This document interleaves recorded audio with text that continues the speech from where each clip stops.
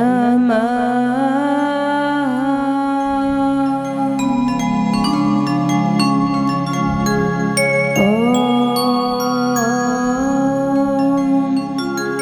श्री गुरु चरण कमलभ्यो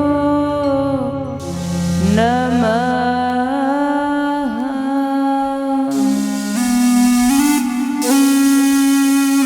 ओम सच्चिदानंद रूपाय विश्वोत्पत्त्यादि हेतवे तापत्रय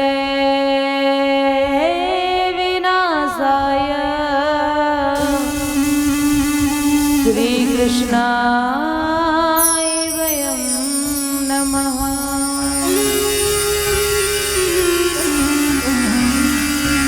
ओम गुरुर्ब्रह्मा गुरुर्विष्णु गुरुर्देवो महेश्वरा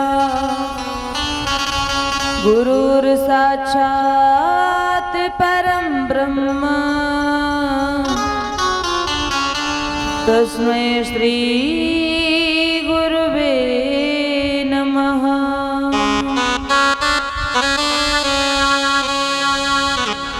ओम सर्वमंगल मांगल्ये शिवे सर्वार्थ साधिके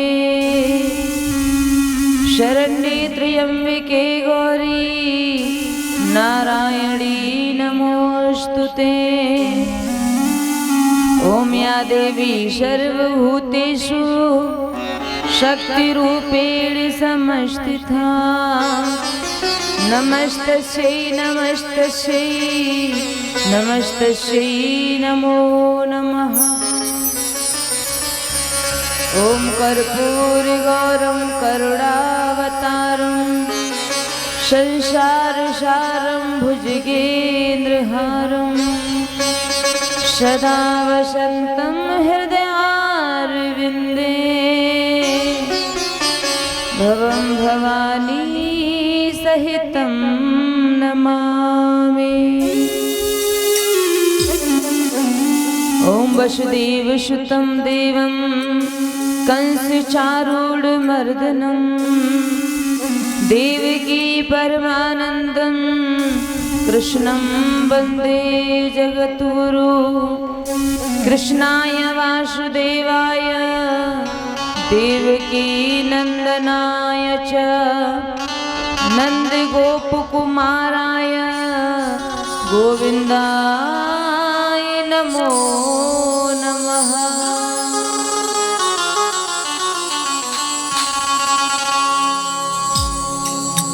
नमामि सुमीशान निर्वाण रूपं विभुं व्यापकं ब्रह्मवेदस्वरूपं नमामि सुमीशान निर्वाण रूपं विभुं व्यापकं ब्रह्मवेदस्वरूपं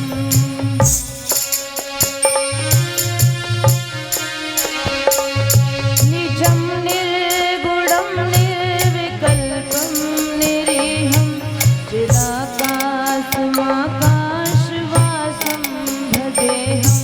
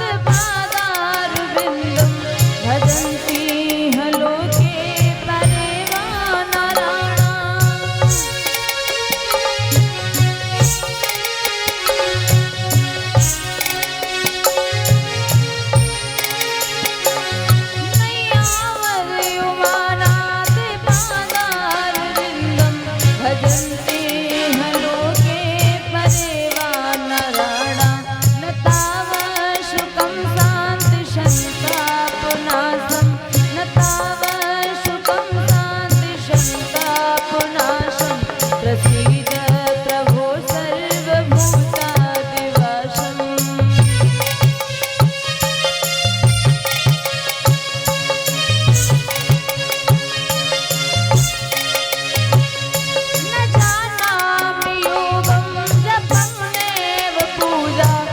तोहं सदा सर्वदा शम्भुतुभ्यम्।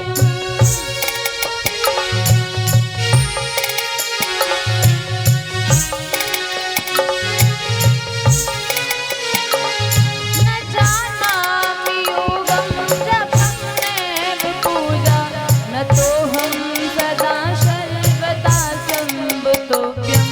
जराजन्म दुःख्यादितातप्यमानम् प्रभो पाहि आपन्नमामीशु शम्भो नमामीशमीशाननिर्वाणरूपं विभुं व्यापकं ब्रह्मवेदस्वरूपं विभुं व्यापकं ब्रह्मवेदस्वरूपं विभुं व्यापकं ब्रह्मवेदस्वरूपम्।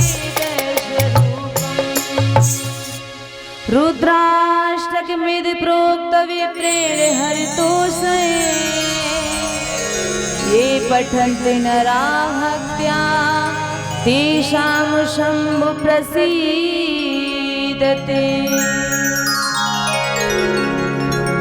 आदरणीय श्रोतागण, आदर के योग बुजुर्ग, हम उम्र हमारी सभी बहनें, भूमि को पवित्र करने वाली सीता, अनुसुईया और सावित्री ऐसी मेरी माताएं, सुदूरांचल से आए हुए सभी मान भाव, तदुपरांत इस पांडाल में बैठे सभी भक्तजन, पूजनी प्रातिस्मृति वंदनी मेरी इष्ट माँ चामुंडा को मैं नमन करते हुए और माँ शारदे की सुंदर छवि को अपने हृदय में बसाते हुए और राधा पद घनश्याम को शीश झुकाते हुए इस व्यास गद्दी पर बैठकर वो आख्यान सुनाने के लिए जा रही हूँ, जो आख्यान श्री सुखदेव जी ने राजा परीक्षित को श्रवण कराया था।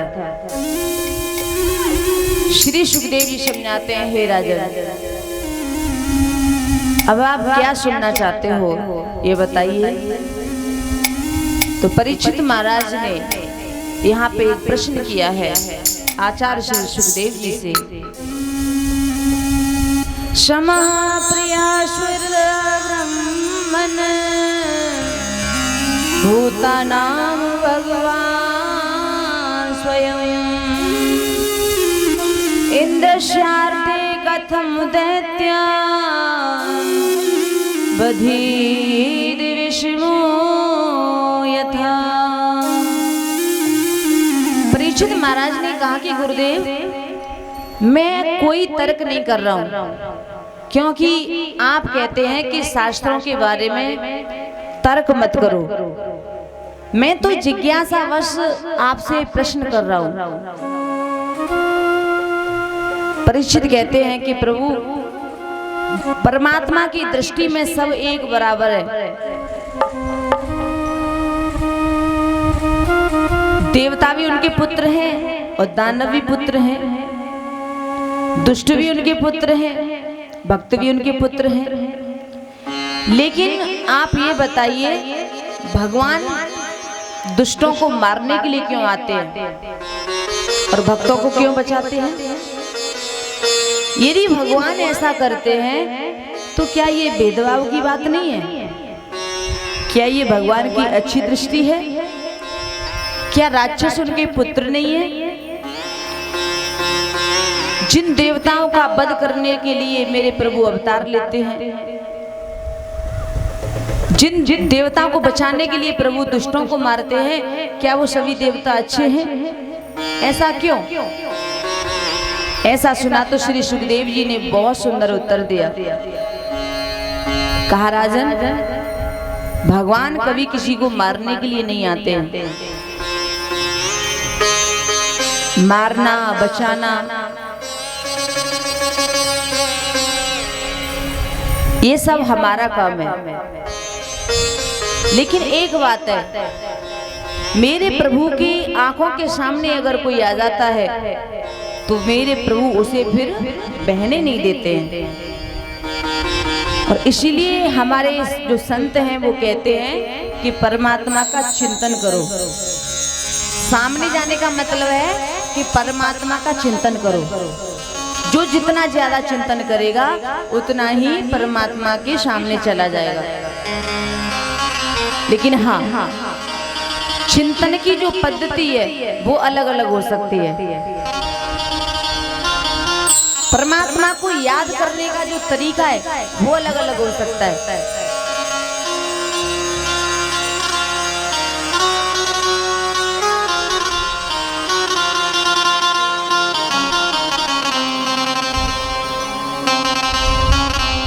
तो परमात्मा को याद करने का तरीका अलग हो सकता है। लेकिन जिसने परमात्मा को याद किया उसे मोक्ष अवश्य मिलेगा। हे राजन, मुझे एक बात याद आ गई। तुम्हारे बाबा युधिष्ठिर ने यज्ञ किया। उस यज्ञ में ये प्रश्न उठा कि सबसे पहले पूजा किसकी की जाए।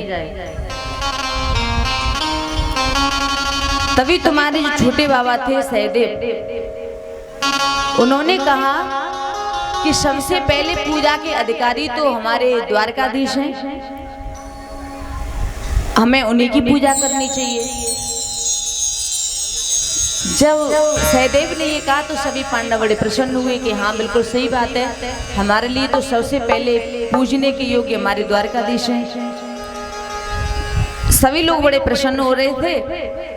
उसी सभा में राजा दमघोष का पुत्र शिशुपाल बैठा था और उसने जब सुना कि सबसे पहले कृष्ण की पूजा होगी तो उससे ये बात सहन नहीं हुई। वो उठ के खड़ा हो गया, कहा कि तुम इसकी पूजा करोगे सबसे पहले? तुम्हें पता है ये कौन है? ये बड़ा छलिया है, वृंदावन में रहा, घर घर जाकर के इसने माखन चुराया, चोरों का सरदार है, रण छोड़ करके भाग गया, भगोड़ा भी है, और तुम इसे पूजा के लायक समझ रहे हो।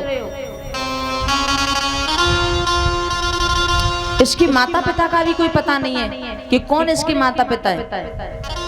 कोई कहता है कि नंद का पुत्र है, कोई कहता है कि वसुदेव का पुत्र है। इसके परिवार का भी पता नहीं है और तुम इसकी पूजा करोगे। इसकी तो जाति का भी पता नहीं है कि कौन सी जाति है। ये ग्वाला 4 दिन गैया चराता रहा, अब वो ये द्वारका का राजा बन गया, तो तुम इसकी प्रथम पूजा करोगे। ऐसी ऐसी गालियां भगवान को देने लगा। तो परीक्षित, तुम्हारे बाबा थे धर्मराज और उनके सामने कोई कृष्ण को गाली दे, ये बात उन्हें अच्छी नहीं लगी। और उन्हें ही क्या, सभी पांडवों को ये बात बहुत बुरी लगी। अर्जुन ने तो अपना गांडी उठा लिया कि मेरे कृष्ण का अपमान कर रहा है, मैं उसे छोड़ूंगा नहीं। लेकिन मेरे गोविंद ने उन्हें रोक दिया, कहा कि इसे मेरे अलावा कोई और नहीं मार सकता, इसकी तो 100 गालियां माफ हैं। और जब 101 गाली हो गई तो प्रभु के हाथ में सुदर्शन चक्र आया और शिशुपाल का सर धड़ से अलग हो गया। तो देखो भक्तों, ये बात इतनी महत्वपूर्ण नहीं है कि भगवान ने शिशुपाल को मार दिया, लेकिन आश्चर्य तो तब हुआ कि जब शिशुपाल के शरीर से प्राणों की ज्योति निकली और वो ज्योति 7 बार प्रभु की परिक्रमा की और प्रभु के हृदय में समा गई, प्रभु के शरीर में समा गई। इसे हमारे सायुज्य में, हमारे शास्त्रों में सायुज्य मुक्ति कहते हैं। सायुज्य मुक्ति का मतलब परमात्मा में विलीन हो जाना, और वो मुक्ति शिशुपाल को मिल गई।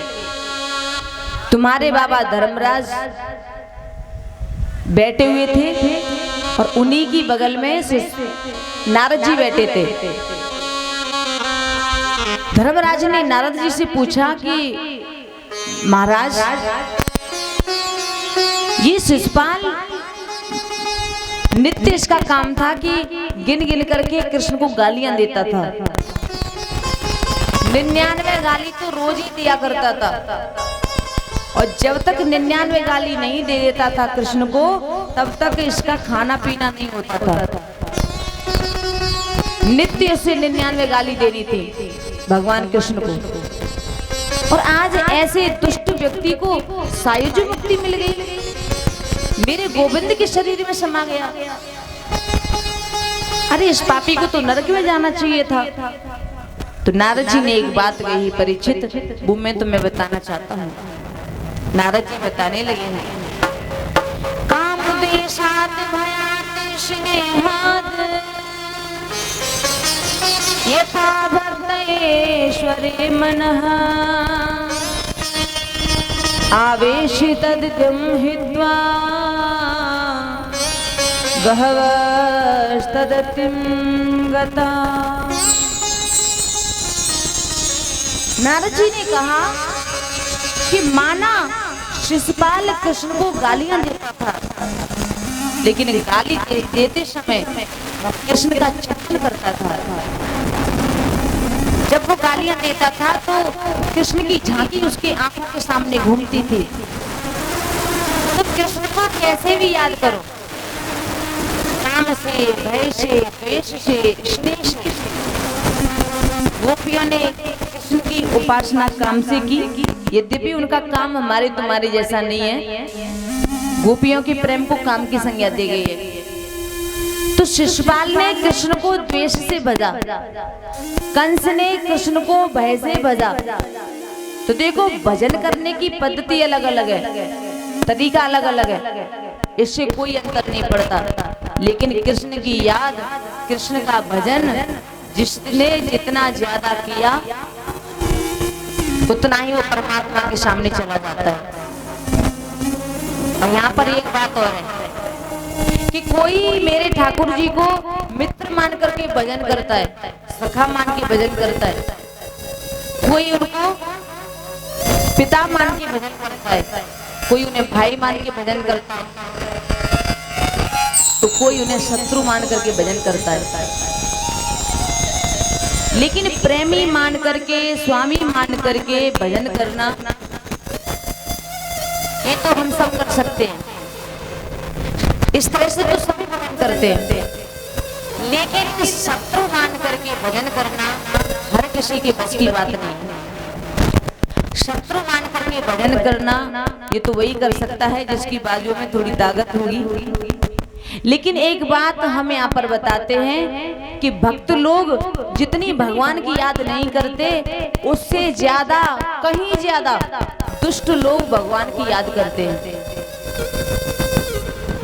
और एक बात और कहूं, एक बार को भक्त भगवान को भूल सकता है, लेकिन राक्षस भगवान को कभी भूलते नहीं है, हमेशा याद रखते हैं।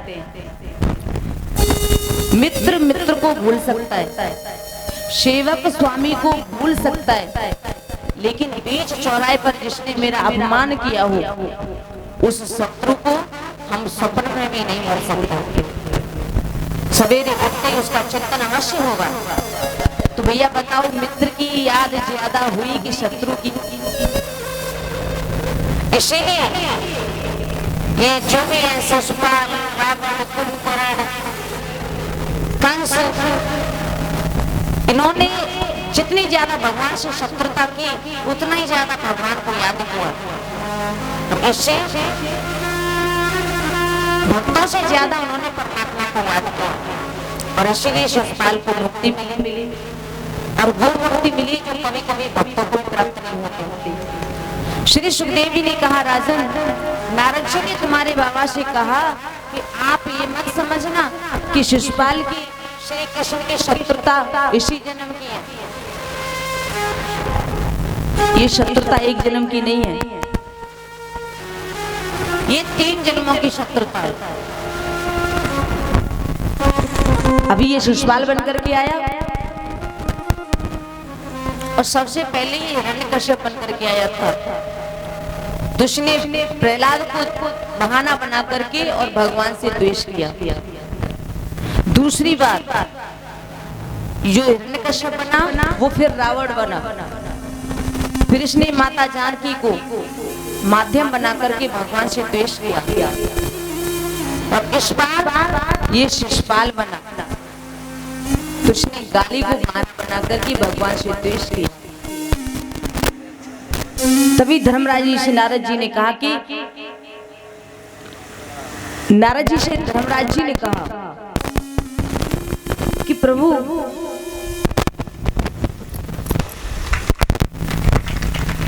आप हमें ये बताइए कि हिरण्यकश्यप ने प्रहलाद को बहाना बना करके कैसे भगवान से द्वेष किया। आप इसे बताने की कृपा करें। इधर परीक्षित ने भी श्री सुखदेव जी से कहा कि प्रभु मैं भी ये प्रसंग सुनना चाहता हूँ। तो श्री सुखदेव समझाने लगे हैं, राजन इससे पीछे मैंने कथा में तुम्हें सुनाया था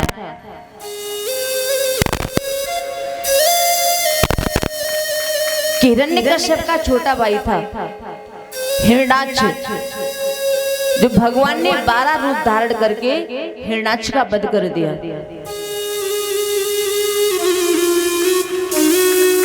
अपने भाई की मृत्यु हो जाने के कारण हिरण्यकश्यप के मन में बड़ा भारी विद्वेष पैदा हो गया और उसने सोचा कि मैं अपने भाई की मौत का बदला अवश्य लूंगा। वो नारायण मुझे कहीं तो मिलेगा।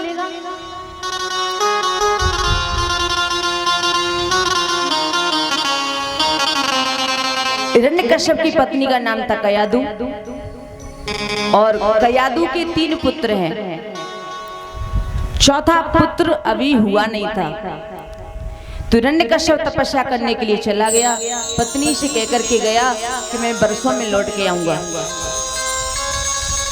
हिरण्यकश्यप ने ब्रह्मा जी की घोर तपस्या की और ब्रह्मा जी ने उसे मुंह मांगे वरदान दिए। इधर देवताओं को पता चला कि हिरण्यकश्यप तपस्या करने के लिए गया है।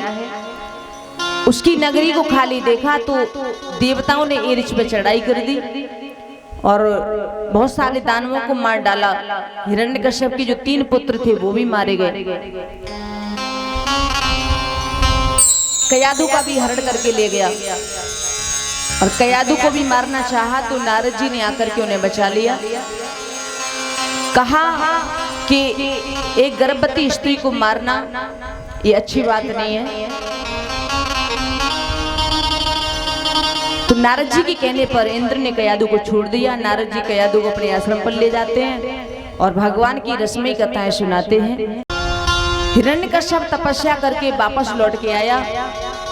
उसने अपने पुत्रों का मरना सुना तो हिरण्यकश्यप देवताओं से बैर मानने लगा और उसने इंद्रपुरी पे चढ़ाई कर दी और देवलोक से देवताओं को भगा दिया।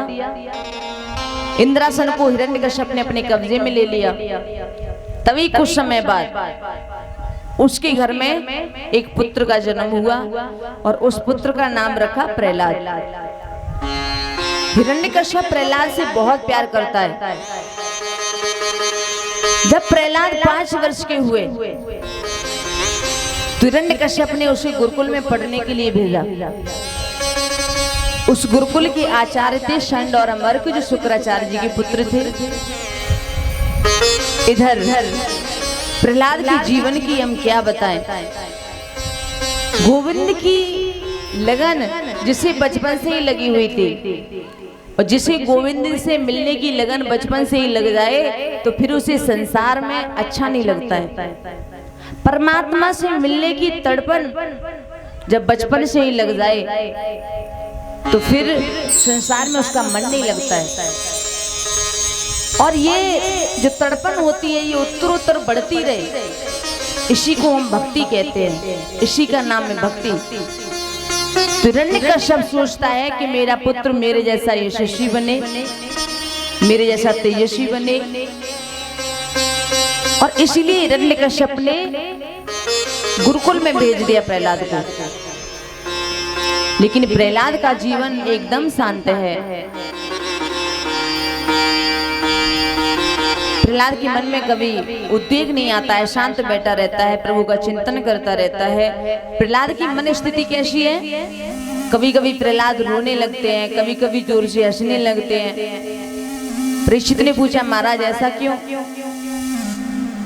सुखदेव जी महाराज कहते हैं कि प्रहलाद रोते इसलिए हैं कि कब मिलोगे मुझे गोविंद, क्या जीवन ऐसे ही निकल जाएगा? और हंसते इसलिए हैं कि कितनी बड़ी कृपा की मेरे ऊपर, जो कि मुझे ये मानव शरीर दिया। ये शरीर आपकी कृपा से मिला है, तो उनकी कृपा का अनुभव करके वो हंसने लगते हैं। एक दिन गुरुकुल से लौट करके आए प्रहलाद जी।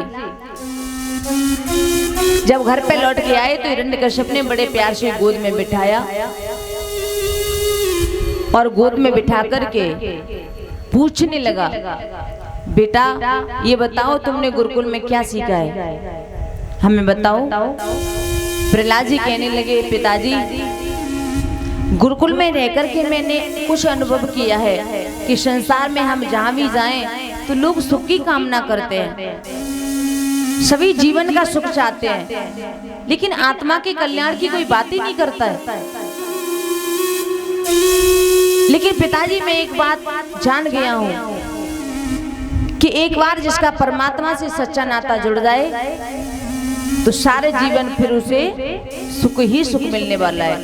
मैं तो बस यही जान पाया हूँ कि प्रभु के चरणों में प्रेम करना चाहिए, नारायण की आराधना करनी चाहिए। जब प्रहलाद की बात सुनी तो हिरण्यकश्यप को क्रोध आ गया। प्रहलाद से तो कुछ नहीं कहा, वो संडमर को डांटने लगा, क्यों गुरुदेव मेरे बच्चे को कैसी शिक्षा दे रहे हो? मेरा ही पुत्र और मेरे बैरी का नाम जप रहा है। गुरुजी को बड़ी फटकार लगाई। अब गुरुजी प्रहलाद के ऊपर बड़ी कड़ी नजर रखने लगे हैं, लेकिन प्रहलाद जी तो गोविंद के नाम से जुड़ गए हैं, भक्ति रंग में रंग गए हैं। और भैया एक बार कन्हैया से मन जुड़ जाए फिर हटता थोड़ी है। यही तो कृष्ण की विशेषता है कि एक बार आप उनकी शरण में चले जाओ, और अगर मेरे प्रभु ने आपको अपनी शरण में ले लिया तो फिर वो छोड़ना नहीं जानते हैं। कुछ दिनों के बाद प्रहलाद फिर वापस आए। फिर से हिरण्यकश्यप ने पूछा कि बेटा अब की बार क्या सीख के आए? प्रहलाद ने कहा, पिताजी मैं बड़ी अच्छी अच्छी बातें सीख करके आया हूँ। श्रवणम कीर्तनम विष्णु स्मरणम पाद सेवनम अर्चनम बंदनम दास्यम शक्यमात्मनिवेदनम।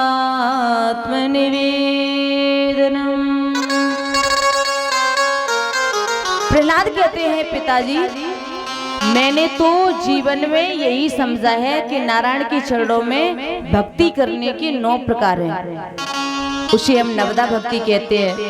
पहली भक्ति है श्रवणम, गोविंद की कथा का श्रवण करना चाहिए, और श्रवण ऐसा करना चाहिए कि हृदय में उतर जाए। दूसरा लक्षण है कीर्तन, जिसकी कथा सुने उसका कीर्तन भी करें, और कीर्तन में बड़ी ताकत है। हिंसक पक्षी या हिंसक पशु भी कीर्तन सुन करके अपनी हिंसा की भावना त्याग देते हैं। श्री चैतन्य महाप्रभु एक बार वृंदावन आ रहे थे, तो रास्ते में जब जंगल से होके गुजर के जा रहे थे तो बताया जाता है कि शेर, भेड़िया ऐसे हिंसक प्राणी सामने से आने लगे। सभी संत डरने लगे, तो चैतन्य महाप्रभु ने वहां पे कीर्तन शुरू कर दिया। ऐसा कीर्तन गाया सभी ने कि सभी जो हिंसक प्राणी थे वो नाचने लगे। ये कीर्तन का प्रभाव होता है। तीसरी भक्ति है स्मरणम, हर परिस्थिति में भगवान की याद करते रहो। घर में भोजन बना रहे हैं, करछी से दाल हिला रहे हैं, और दाल हिलाते समय भी भगवान का स्मरण रखो। देखो भक्तों, जो ब्रज की गोपियां थी उनके पास और क्या था? एक गोपी, उसका वर्णन आता है कि सर पे मटकी रख करके मथुरा में माखन बेचने के लिए गई, और मथुरा में माखन बेचते समय गोपी को कृष्ण की याद आ गई। वो आवाज लगा रही थी, कोई माखन ले लो, कोई माखन ले लो, बहुत मीठा है, बहुत सुंदर है। ऐसा कहते कहते जैसे ही उसे कृष्ण की याद आ गई तो उसके मुंह से निकलने लगा, कोई गोविंद ले लो, कोई गोपाल ले लो, बहुत मीठा है, बहुत सुंदर है, ऐसा बोल गई। तो प्रत्येक अवस्था में उसी की याद बनी रहे।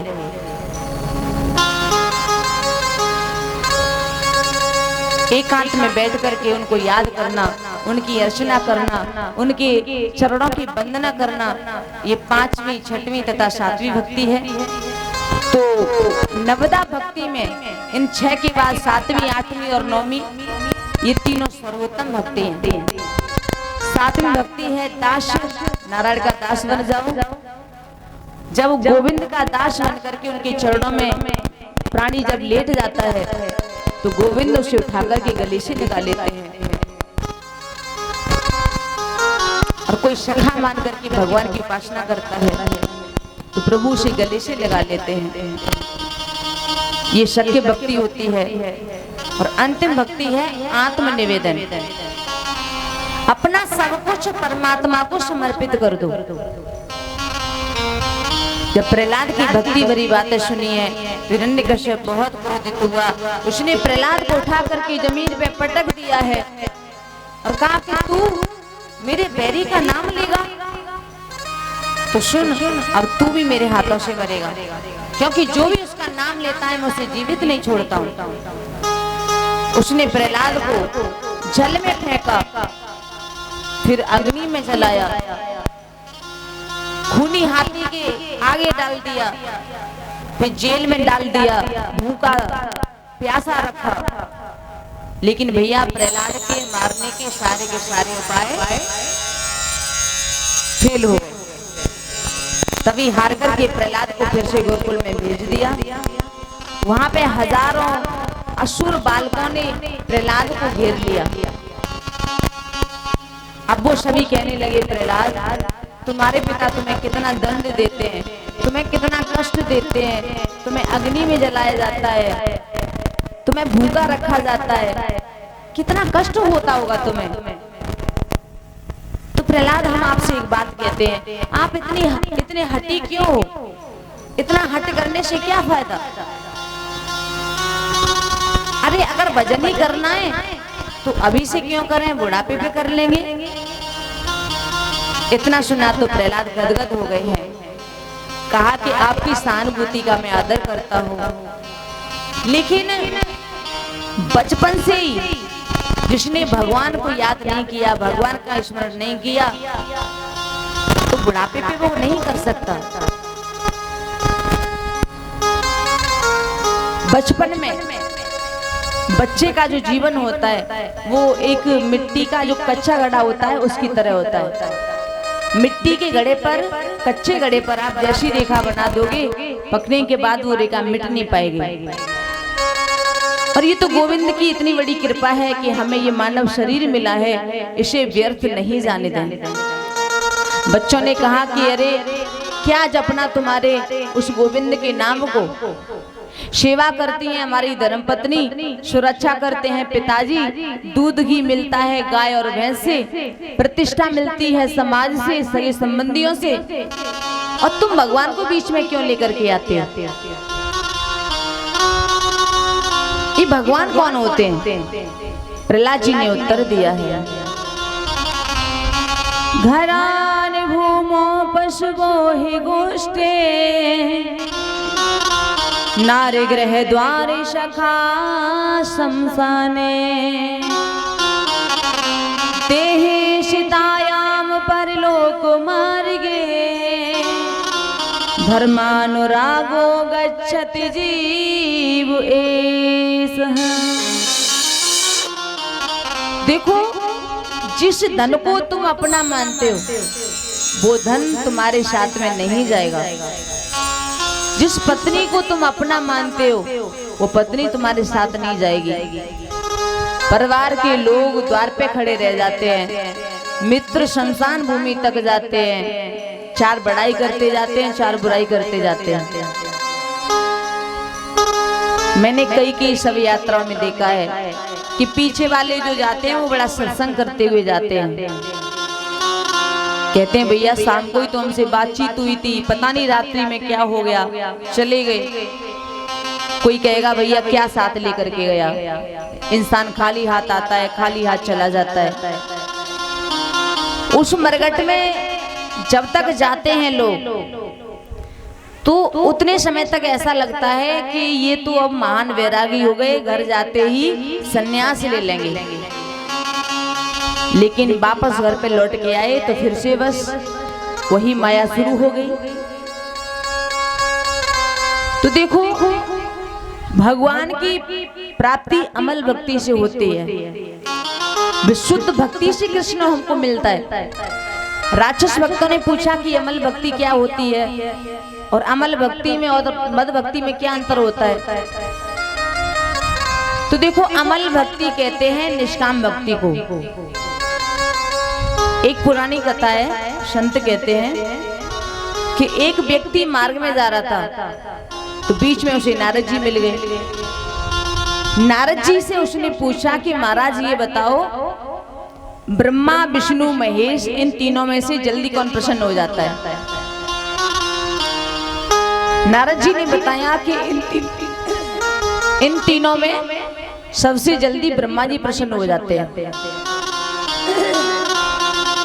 और ब्रह्मा जी का एक ही मंदिर है पुष्कर में, वहां चले जाओ। तो भैया भक्त कलयुगी थे, गए पुष्कर में, वहां जाकर के बहुत तपस्या की और 3 महीने तक ब्रह्मा जी की तपस्या की। 3 महीने की तपस्या की तो ब्रह्मा जी उसके सामने प्रकट हो गए। ब्रह्मा जी ने कहा कि मैं तेरी भक्ति से प्रसन्न हूँ, कोई वर मांग ले। तो भगत कहने लगा नहीं प्रभु आपके दर्शन हो गए, बस ठीक है। ब्रह्मा जी कहने लगे अरे तुम क्या ये समझते हो कि शिव जी ही वरदान दे सकते हैं? अरे हम भी ब्रह्मा हैं, सृष्टि की रचयिता, हमसे वरदान मांगो, विधाता हैं हम। तुमने 3 महीने हमारी तपस्या की है तो मेहनत का फल तो मिलना चाहिए। तो भैया भगत जी थे कलयुगी, कहने लगे आप वरदान देना ही चाहते हो तो हमें 3 वरदान दे दो। 3 महीने तपस्या की है ना। तो भक्त कहने लगे हैं पहला वर ये दे दो मेरा मकान बन जाए, दूसरा वर ये दे दो मेरी शादी हो जाए, तीसरा वर ये दे दो जब चाहूं तब 3 वर और मांग लूं। तो भैया ब्रह्मा जी ने वरदान दे दिया कि ऐसा ही होगा। भगत जी का मकान बन गया, शादी हो गई। अब भगत जी अपने सुंदर बंगले में सो रहे थे और तभी अचानक वर्षा होने लगी। और वर्षा होने लगी तो उनके बंगले का जो रंग था वो धुलने लगा। अब वो बंगले में सो रहा था, वर्षा बंद होने का नाम नहीं ले रही थी। और तभी वो भगत जी जोर से चिल्लाया हे ब्रह्मा जी जल्दी आओ। ब्रह्मा जी प्रकट हो गए, कहा कि पहला वर ये दे दो ये वर्षा बंद हो जाए, दूसरा वर ये दे दो मेरे मकान पे वर्षा कभी नहीं आए, और तीसरा वर ये दे दो कि जब चाहे तब 3 वर और मांग लो। ब्रह्मा जी चले गए वरदान देकर के। अब तो भैया आगे जाकर के भगत जी को जुकाम भी हो जाता है तो ब्रह्मा जी को बुलाता है आ जाओ ब्रह्मा जी। कहीं गाड़ी खराब हो जाती है तो कहता है आ जाओ ब्रह्मा जी। खाना खाता है तो आओ ब्रह्मा जी। उस भगत ने ब्रह्मा जी को चक्कर में डाल दिया। अब ब्रह्मा जी बड़े परेशान, कहने लगे भगत से क्यों, तू मुझे क्या समझ रखा है तूने, छोटी छोटी बातों पर आओ ब्रह्मा आओ ब्रह्मा। भगत कहने लगा देखो हम जो भी मांग रहे हैं अपनी मेहनत का फल मांग रहे हैं। 3 महीने तक तपस्या की है आपकी और आपको आना ही पड़ेगा। अब ब्रह्मा जी बड़ी दुखी हुए और श्री हरि के पास में पहुंचे रोते रोते। कहा कि प्रभु मेरा इस भगत से पीछा छुड़ाओ। 3 महीने भजन क्या कर लिया, अब तो मुझे चक्कर में डाल दिया है, अपने आगे पीछे घुमाता है, अपना दास बना लिया है। भगवान कहने लगे ब्रह्मा जी इन कलयुग के भक्तों को वरदान देने से पहले सोच समझ लिया करो, ठोक पीट करके देख लिया करो। ये 1.25 रुपया चढ़ाते हैं, 1.25 लाख मांगते हैं, इसलिए पहले देख लिया करो, उसके बाद वरदान दिया करो। ब्रह्मा जी ने कहा कि प्रभु आगे से ध्यान रखूंगा, लेकिन इस बार बचा लो। श्री हरि ने कहा ठीक है। प्रभु ने इशारा किया सरस्वती मैया को कि जाओ और भगत की जिब्या पर विराजमान हो जाओ। तो सरस्वती मैया भगत की जिब्या पर बैठ गई हैं। अब भगत ने फिर से बुलाया ब्रह्मा जी को, और अब की बार भगत ने मांग लिया कि हे प्रभु, पहला वर मुझे ऐसा दे दो कि मुझे वैराग्य हो जाए, दूसरा वर ये दे दो कि मेरी कृष्ण चरणों में प्रीति हो जाए, और तीसरा वर ये दे दो कि मेरी मुक्ति हो जाए। ब्रह्मा ने कहा चाहे मुक्ति ले ले चाहे भक्ति ले ले, पर तू मेरा पीछा छोड़। तो ये होती है मद भक्ति, लेकिन मेरे प्रभु अमल भक्ति से मिलते हैं। बालकों ने कहा कि प्रहलाद से कि तुम हमारे मित्र हो, हमारे सखा हो, तो हमारे गुरुदेव तो इस गुरुकुल में ऐसी बातें पढ़ाते नहीं है, ये बताओ तुमने ये सब कहां से सीखा? प्रहलाद ने कहा कि मेरे गुरु ये शरणमर्ग थोड़ी है, ये मैंने इनसे थोड़ी सीखा है। बच्चों ने कहा तो कहां से सीखा? प्रहलाद जी ने कहा कि ये सब मैंने सीखा है अपने गुरु नारद जी से। बच्चों ने कहा नारद जी से, लेकिन उनसे आपकी मुलाकात कब हो गई? तो कहा कि जब मैं माँ के गर्भ में था तो मेरे पिता तपस्या करने के लिए गए थे, और इंद्र ने मेरे नगर पे चढ़ाई कर दी, मेरे भाइयों को मार दिया, मेरी माँ को भी मारना चाहा, लेकिन नारद जी ने आकर के मेरी माँ को बचा लिया। और उस समय मेरी माँ का गर्भ का 7वां महीना चल रहा था, तो उस गर्भ में ही मैंने नारद जी की सारी बातें सुनी। तो देखो माताओं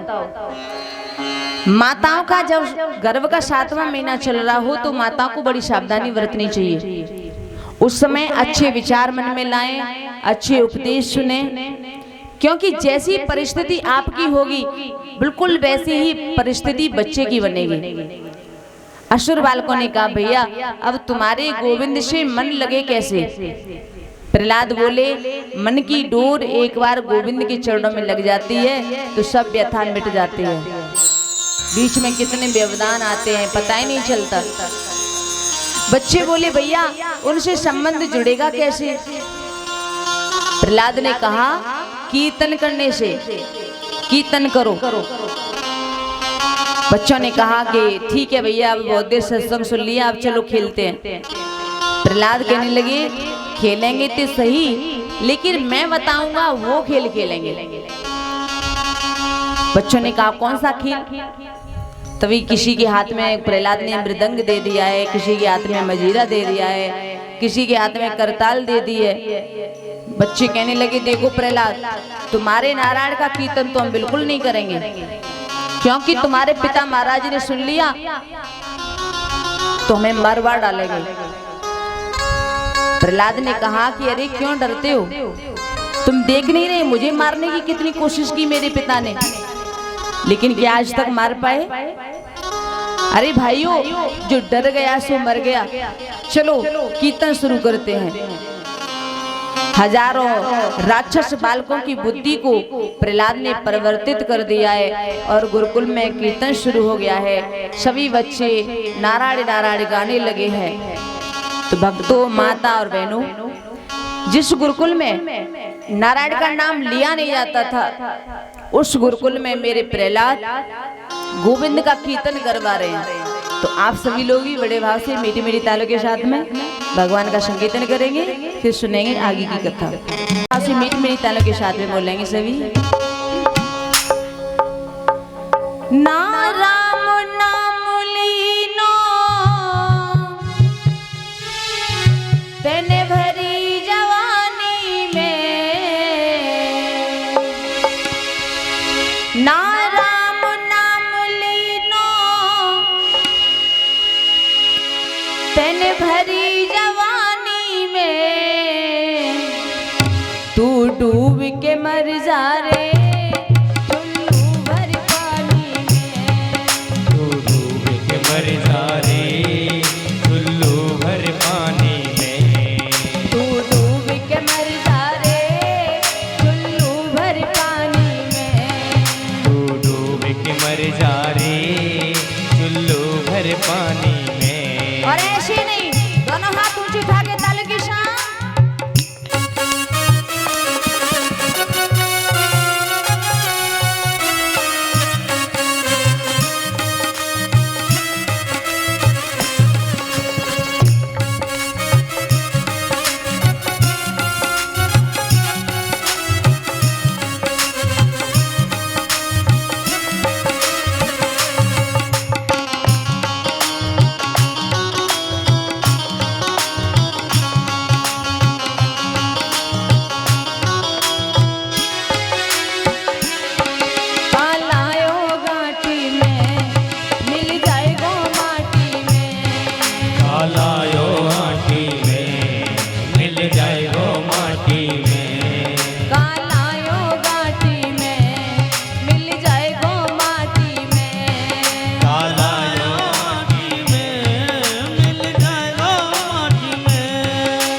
दिन काया तेरी बस जाएगी काठी में।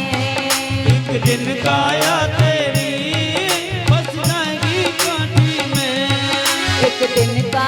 तेरी बस जाएगी काठी में। एक दिन काया तेरी बस जाएगी माटी में।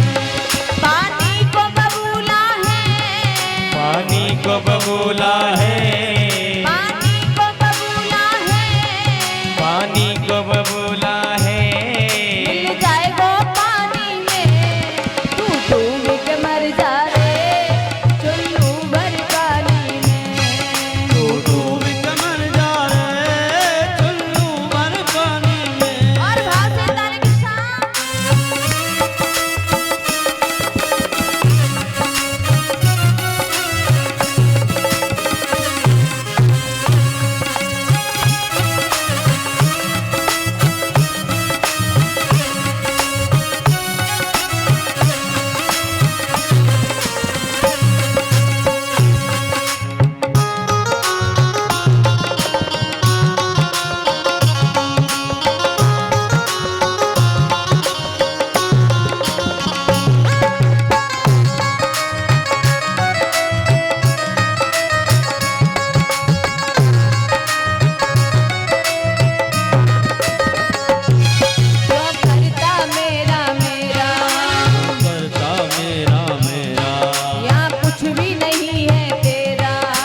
कुछ भी नहीं है तेरा, क्यों करता मेरा मेरा, क्यों करता मेरा मेरा। यहाँ कुछ भी नहीं है तेरा, यहाँ कुछ भी नहीं है तेरा। एक दिन होगा भैया तेरा मरघट में डेरा। एक दिन होगा भैया तेरा मरघट में डेरा। एक दिन होगा भैया तेरा मरघट में डेरा। एक दिन होगा भैया तेरा मरघट में डेरा। सारो जीवन खोयो, सारो जीवन खोयो, सारो जीवन खोयो, सारो जीवन खोयो। मैंने आना पानी में तू डूब के मर जा रे चुल्लू भर पानी में। तू डूब के मर जा रे चुल्लू भर पानी में। भाव से ताली की शान।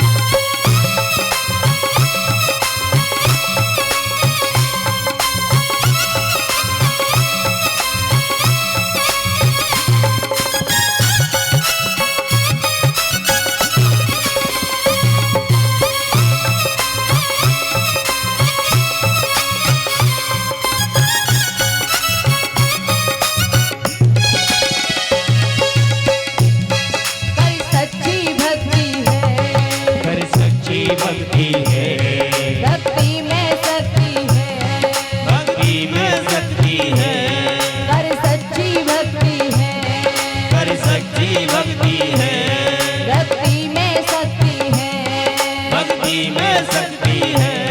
क्या भक्ति से भैया मिल जाएगी मुक्ति है। क्या भक्ति से भैया मिल जाएगी मुक्ति है। क्या भक्ति से दादा मिल जाएगी मुक्ति है। क्या भक्ति से भैया मिल जाएगी मुक्ति है। ना राम नाम लीनो, ना राम नाम लीनो, ना कृष्ण नाम लीनो, ना कृष्ण नाम लीनो। तन भरी जवानी में तू डूब के मर जा रे टुल्लू भर पानी में। तू डूब के मर जा रे टुल्लू भर पानी में। तू डूब के मर जा रे टुल्लू भर पानी में। तू डूब के मर जा रे टुल्लू भर पानी में। तू डूब के मर जा रे टुल्लू भर पानी में। तू डूब के मर जा रे चुल्लू भर पानी में। भगवान की जय हो। श्रीमद् भागवत महापुराण की जय हो। जय श्री राधे श्याम। तो उस गुरुकुल में इतनी जोर जोर से कीर्तन चल रहा है। जब गुरुदेव ने सुना ये कीर्तन कौन कर रहा है, वो भी नारायण का कीर्तन। अगर महाराज ने सुन लिया तो खैर नहीं, बड़ी मुश्किल हो जाएगी। तभी गुरुजी ने 5 सैनिकों को भेजा कि जाओ कीर्तन तुरंत बंद करवा के आओ। अभी 5 सैनिक छड़ी लेकर के आए, देखा प्रहलाद नाच रहे हैं, साथ में असुर बालक भी नाच रहे हैं। असुरों ने सोचा पहले प्रहलाद को रोक लें। तो जैसे ही सैनिकों ने प्रहलाद को छुआ तो उनके स्पर्श का ऐसा असर हुआ कि वो सैनिक भी कीर्तन में नाचने लगे। गुरुजी ने देखा कि सैनिकों को भेजा फिर भी कीर्तन बंद नहीं हुआ, तो 10 सैनिक और भेजे, वो भी आए, उन्होंने भी प्रहलाद को ही छू लिया तो वो भी नाचने लगे। सैनिक आते हैं कीर्तन बंद करवाने, लेकिन खुद नाचने लग जाते हैं। तभी षंड और मर्ग कहने लगे कि अभी कोई वापस नहीं आया तो चलो खुद चल करके देखें। अब की बार दोनों आए हैं और देखा कि सभी सैनिक भी नाच रहे हैं, बच्चे भी नाच रहे हैं। षंड मर्ग जैसे ही आए तो एक बच्चे ने देख लिया, उसने प्रहलाद से इशारे में कहा कि देखो गुरुजी आ रहे हैं। जब ये सुना तो प्रहलाद जी ने कहा कि चिंता मत करो, आने दो गुरुजी को, आज तो हम उन्हें भी प्रसाद दे देंगे। और जैसे ही गुरुजी पास में आए, बच्चों ने अपने अपने हाथों से उठा लिया है गुरुजी को ऊपर और नाचने लगे। और जब गुरुजी ने कीर्तन में प्रवेश किया तो गुरुजी को बड़ा आनंद आया है और गुरुजी भी अब कीर्तन करने लगे हैं कि बच्चे छोड़ो, हम भी कीर्तन करेंगे। गुरुजी नाचने लगे, प्रहलाद जी गदगद हो गए हैं, पूरा वातावरण कीर्तनमय हो गया है। नारायण में कीर्तन पूरा गुरुकुल हो गया है नारायण में। गुरुजी भी नाच रहे हैं, सैनिक भी नाच रहे हैं। तो कीर्तन की ऐसी स्वर लहरी फैली कि ये बात हिरण्यकश्यप तक पहुंच गई। हिरण्यकश्यप को पता लगा, हिरण्यकश्यप दौड़ता हुआ आया है सैनिकों को साथ लेकर के और आकर के देखा कि पूरा गुरुकुल कीर्तन में हो गया है, सभी बच्चे नाच रहे हैं, गा रहे हैं। हिरण्यकश्यप को बड़ा क्रोध आया। उसने प्रहलाद को छुआ नहीं, उसने दूर से ही जमीन में बड़ी जोर से घूंसा मारा, एक घोर आवाज हुई और तभी सभी बच्चे अचानक कीर्तन बंद कर देते हैं। गुरुजी और सभी बच्चे खड़े हो गए, उन्होंने देखा अचानक हिरण्यकश्यप वहां पे आ गया है। हिरण्यकश्यप ने पूछा क्यों गुरुदेव, क्या हो रहा है ये सब? गुरुजी बोले महाराज आपसे सत्य कहते हैं, हम आए तो प्रहलाद से मना करने के लिए थे, लेकिन इसे छूते ही पता नहीं क्या हो गया, हम नाचने लगे। इतना सुना तो हिरण्यकश्यप को बड़ा क्रोध आया, कहा कि कैसे गुरु हो तुम, इन बच्चों को नहीं संभाल सकते। प्रहलाद को पकड़ा, कहने लगा कि तूने इन बच्चों की बुद्धि को बिगाड़ के रख दिया, आज मैं तुझे नहीं छोड़ूंगा। हे दुर्विनीत नीति मंदात्मन कुल भेद कराधम स्तब्धम अच्छासिनोदितम नेशित्वादियं क्षमम्। हे दुर्विनीत, हे मंदात्मन, मैंने तुझे समझाने का कितना प्रयास किया लेकिन तू नहीं माना।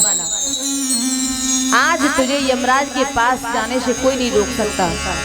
इतना उद्दंड तेरे को किसने बनाया? मेरी परवाह किए बिना तूने मेरे गुरुकुल में कीर्तन किया, सबको कीर्तन में नचाता है, मेरे शत्रु का कीर्तन कर रहा है। तू पकड़ करके ले गया अपनी बहन होलिका के पास में और कहा, बहन ले इसे शीतला चीर के द्वारा जला दे। होलिका ने शीतला चीर पहना है, उधर हिरण्यकश्यप ने ईंधन कंडे का विशाल ढेर लगवा दिया। होलिका प्रहलाद को गोद में लेकर के उस ढेर के ऊपर बैठ गई है। तभी हिरण्यकश्यप ने उस ढेर में आग लगवा दी। उस ढेर में विशाल आग दहकने लगी है, आग की लपटें फौराने लगी है।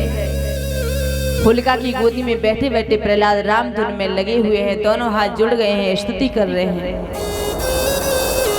नमो निर्विकारं निराकार नित्यं निरीह अद्भुतं गौभक्त भृत्यं। नमो सच्चिदानंद आनंद रूपम भवोताप संताप विश्वताप कूपम। महामूर्ति त्रैमूर्ति मुस्फूर्त प्राज्ञं जनाकाश आकाश शाकाश यज्ञं। क्रीटादि भांजेषु शंखादि हस्ते नमो विष्णुदेवेषु देवं नमस्ते। श्री सुखदेवी समझाते हैं, राजन प्रहलाद जी का मन भगवान के चरणों में समर्पित हो गया है। आकाश में सभी देवता प्रहलाद की दशा देख करके दुखी हो रहे हैं। भगवान से कहते हैं कि हे प्रभु रक्षा करो। और जैसे ही वो आग की लपटें प्रहलाद के पास आई और तभी जोर से हवा चली और होलिका के सर से वो चीर उड़ा, प्रहलाद को ढक दिया है। वो आग होलिका के शरीर में लग जाती है, होलिका जल गई। बोली वृंदावन बिहारी लाल की जय। ऐसा देखा तो हिरण्यकश्यप को बड़ा क्रोध आया। दैत्यों को आदेश दे दिया है कि इसे ईंट पत्थर फेंक फेंक करके मारो, धूल मिट्टी कीचड़ इसके ऊपर फेंको ताकि ये मर जाए। तो सभी दैत्य लोग, राक्षस लोग पत्थर फेंकने लगे हैं प्रहलाद के ऊपर, धूल फेंकने लगे हैं, कीचड़ फेंकने लगे हैं। जब ऐसा देखा तो देवता प्रहलाद के ऊपर गुलाल बरसाने लगे हैं, अमीर बरसाने लगे हैं, रंग बरसाने लगे हैं। इतना रंग बरसाया, इतना रंग बरसाया कि राक्षसों की आंखें अंधी होने लगी हैं।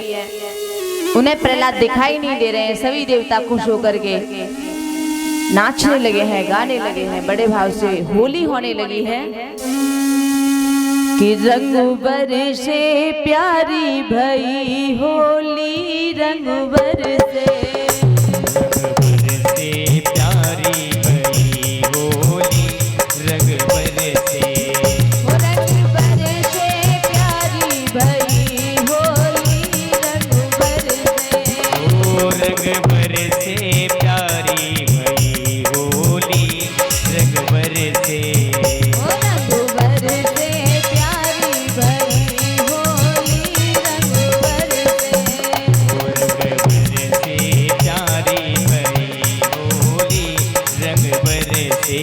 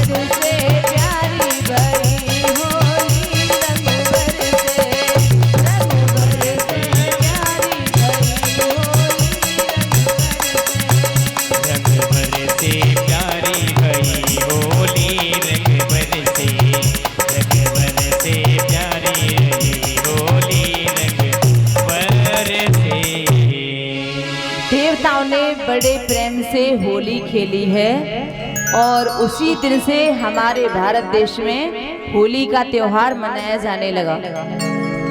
और ये होली बुराई पर अच्छाई की जीत का प्रतीक है। इस त्योहार पर एक दूसरे पर रंग डाल करके, माथे पे गुलाल लगा करके, अमीन लगा करके, फिर गले मिल करके सारे पुराने जो बैर भाव होते हैं वो दूर हो जाते हैं। परंतु कुछ राक्षस वंशी आज भी रंग में भंग फैलाते हैं। हिरण्यकश्यप के खानदान के जो लोग हैं वो आज भी बचे हुए हैं। वो कौन है? वो हैं शराब पी करके जो होली के दिन रंग में भंग फैलाते हैं। चाहे कुछ भी हो जाए, लेकिन होली के दिन कुछ लोग शराब जरूर पीते हैं और सभी लोग पूरी पकवान खा रहे हैं। और ये जो दारूबाज होते हैं वो दारू पी करके नालियों में गिरते पड़ते फिरते हैं। जब नाली में पड़े हुए होते हैं तो कोई उन्हें गाली देता है, भला बुरा कहता है, लेकिन उन्हें कोई शर्म नहीं आती। घर के बच्चे फटे हुए कपड़े पहन करके घूम रहे हैं, उनके लिए कपड़ों की व्यवस्था नहीं है, लेकिन दारू के लिए ऐसे ऐसे लोगों को देखा है अपना खून भी बेच देते हैं, लेकिन भैया पौआ पीना है, कुछ भी हो जाए। लोग शराबियों को बुरी बुरी गालियां देते हैं। शराब पीने से समाज में भी बेइज्जती होती है, स्वास्थ्य भी बिगड़ जाता है। तो भैया क्यों पीते हो इस शराब को? अगर पीना है तो वो पियो जो प्रहलाद ने पिया, पीना है तो वो पियो जो ध्रुव ने पिया, मीराबाई ने पिया, संतों ने पिया। बताया है कि जो चढ़ के उतरती है मस्ती, कि जो चढ़ के उतरती है मस्ती, वो हकीकत में मस्ती नहीं है। जो चढ़ के उतरती है मस्ती, जो चढ़ के उतरती है मस्ती, वो हकीकत में मस्ती नहीं है। ये तो प्रेम की बात है कूदो, ये तो प्रेम की बात है कूदो, बंदगी तेरे बस की नहीं है। ये तो प्रेम की बात है भूलो, बंदगी तेरे बस की नहीं है। जो चढ़ के उतरती है मस्ती।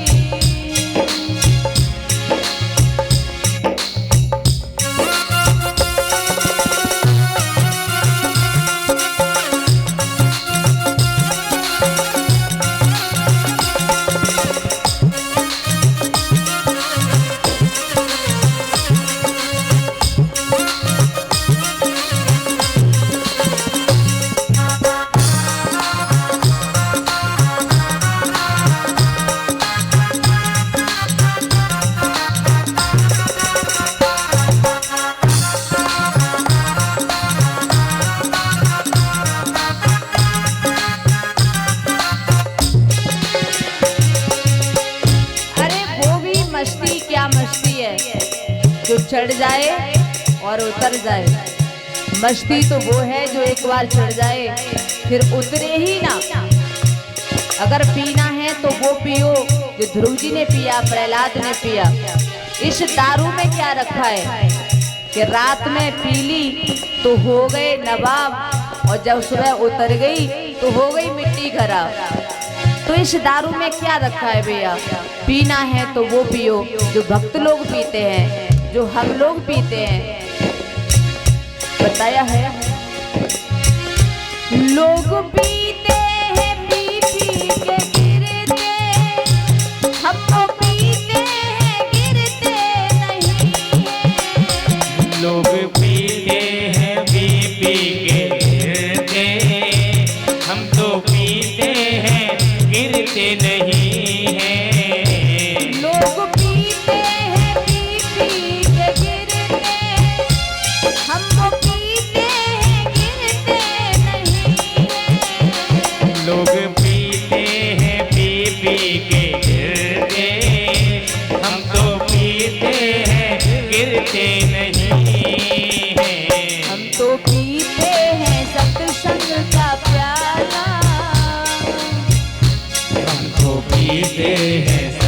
रंग का प्याला, हम तो पीते कथा रस का प्याला, हम तो पीते हैं पारस का प्याला।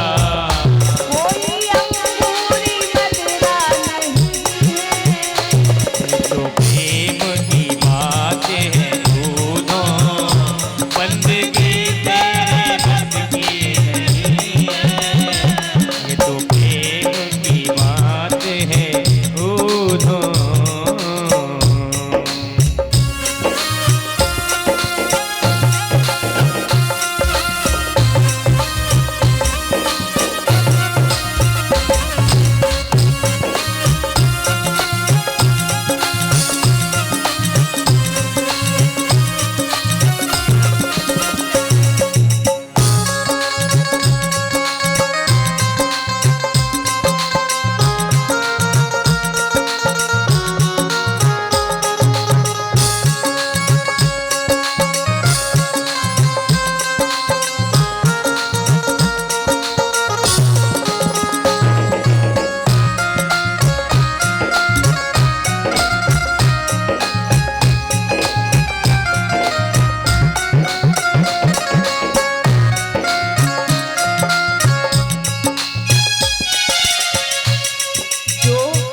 जो लोग शराब पीते हैं, शराब का सेवन करते हैं, नालियों में गिरते पड़ते फिरते हैं, लेकिन जो भगवान के नाम का अमृत पीते हैं, भगवान नाम के सत्संग का प्याला पीते हैं, वो कभी भी समाज में गिरते नहीं है। लोग उनका सम्मान करते हैं। और हम तो करते हैं बंधन हरि का, कोई दूसरों की महफिल नहीं है। देह बंधन हरि का, कोई दुखों के महफिल नहीं है। हम तो करते हैं बंधन हरि का, कोई दूसरों की महफिल नहीं है। हम तो करते हैं बंधन हरि का, कोई दुखों के महफिल नहीं है। नाम ईश्वर का सबको बता दे, प्रभु सीकर का सबको बता दे। नाम ईश्वर का सबको बता दे। नाम ईश्वर का सबको बता दे। कोई कीड़ों की मदिरा नहीं है, ये तो प्रेम की बात है दोनों, बंदगी तेरे बस की नहीं है। जो चढ़ के उतरती है मस्ती, वो हकीकत में मस्ती नहीं है। जो चढ़ के उतरती है मस्ती, वो हकीकत में मस्ती नहीं है। ये तो प्रेम की बात है दोनों, बंदगी तेरे बस की नहीं है। जो चढ़ के उतरती है मस्ती, वो हकीकत में मस्ती नहीं है। वो हकीकत में मस्ती नहीं है। वो हकीकत में मस्ती नहीं है। जो ईश्वर का भजन करते हैं, उनका लोग फूलों से सम्मान करते हैं। और शराबियों का सम्मान कैसे किया जाता है, ये तो सभी जानते हैं, बताने की कोई जरूरत नहीं है। बताया जाता है कि जब ये शराब बनाई जाती है, तो जिन फलों से तैयार की जाती है, उन फलों को सड़ाया जाता है, करोड़ों कीड़े पड़ जाते हैं, उसके बाद इस मदिरा को तैयार किया जाता है। अगर दूध में मक्खी पड़ जाती है तो उसे भी लोग पीना पसंद नहीं करते हैं, लेकिन इस शराब में पता नहीं कितने कीड़े डाले जाते हैं, कितने कीड़े पड़ जाते हैं, उसके बाद तैयार की जाती है और पता नहीं कितने प्यार से लोग इसे पी जाते हैं। इस शराब ने हजारों घरों को बर्बाद कर दिया, बड़े बड़े जमींदारों को भिखारी बना दिया। तो अच्छा जीवन जीना है तो धर्म का रास्ता अपनाओ, भगवान का नाम लो, गृहस्थी को सुख से भोगो, सुख से खुद जियो और चैन की जिंदगी सब परिवारजनों को जीने दो। प्रहलाद अभी 5 साल के हैं। उनका पिता उन्हें भक्ति के मार्ग से हटाने की कोशिश करता है, लेकिन प्रहलाद नहीं हटते हैं, अड़े हो गए हैं। हिरण्यकश्यप ने प्रहलाद की बांह को पकड़ लिया, खींचता हुआ महल में लेकर के गया है। महल में उसने एक लोहे का खम्बा आग से इतना गर्म करवा दिया कि खम्बा आग के मारे लाल हो रहा था। उस खम्बे के आगे खड़ा कर लिया और खम्बे के सामने खड़ा करके पूछने लगा, बोल तेरा राम कहाँ है? प्रहलाद ने कहा कि मेरा राम तो हर जगह है। न केवलम में भवतस्य राजन शवे बलम बलनाया परेशान परे अवरे में स्तर जंग माए ब्रह्मादयो ये निवसम प्रणीता। प्रहलाद ने कहा कि पिताजी मेरा नारायण तो सर्वव्यापी है, ऐसी कोई जगह नहीं है जहां मेरा राम ना हो। मेरे अंदर तुम्हारे अंदर जो बोलने की शक्ति है ना, ये उसी राम के द्वारा मिली हुई है। और फिर भी आप पूछते हो कि मेरा राम कहाँ है, तो सुनो मेरा राम कहाँ कहाँ रहता है, बताते हैं कि राम हमारा रम रहा हृदय को हवा के झोंकों में, को प्रभु ने दर्श दिया हाय जग के झरोकों में। मना के अति प्यार करता वो, सभी के दुख छार करता वो। मना के अति प्यार करता वो, सभी के दुख छार करता वो। मना के अति प्यार करता वो, सभी के दुख सार करता वो। मना के अति प्यार करता वो, सभी के दुख सार करता वो।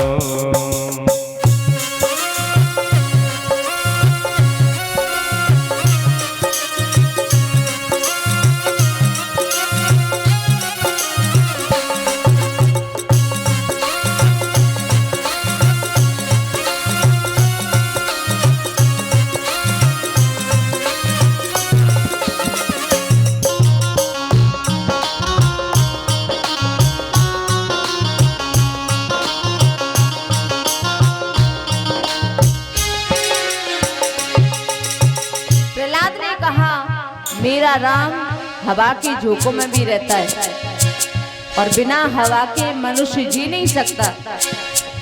हर झरोखे में मेरा राम नजर आता है और सभी से प्यार करता है।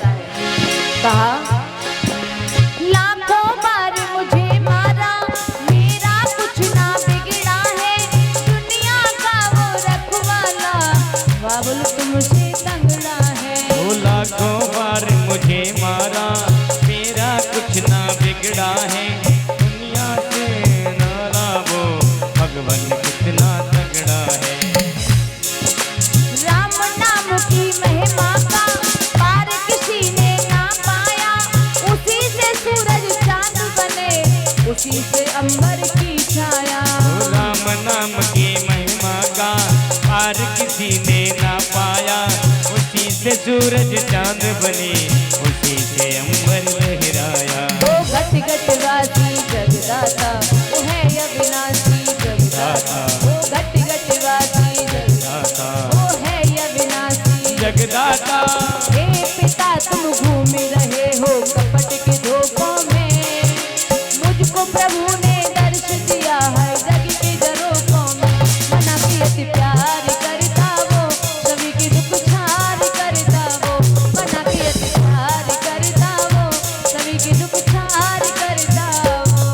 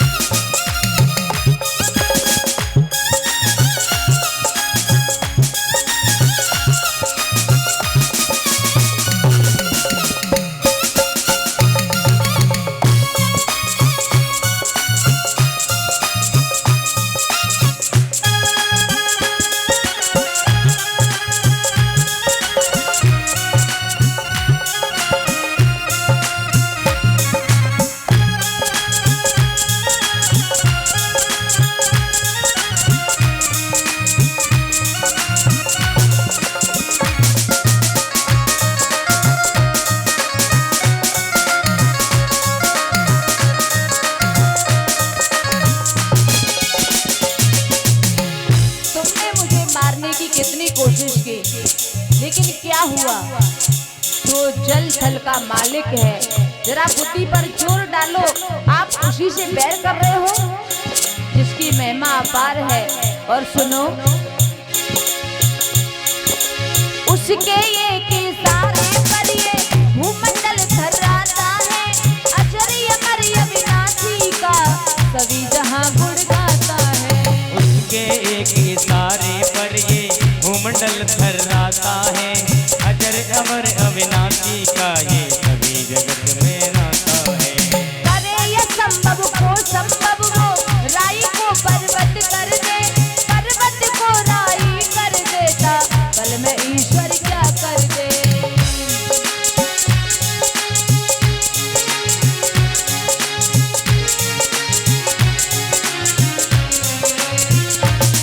वो भक्तों का पथ जगदाता, वो धर्मों का रथ जगदाता। वो भक्तों का पथ जगदाता, वो धर्मों का रथ जगदाता, जिसकी महिमा अजब निराली तीनों लोकों में।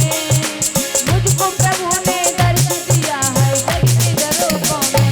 मना की अति प्यार करता वो, सभी की दुख झार करता वो। मन की अति प्यार करता वो, सभी से दुला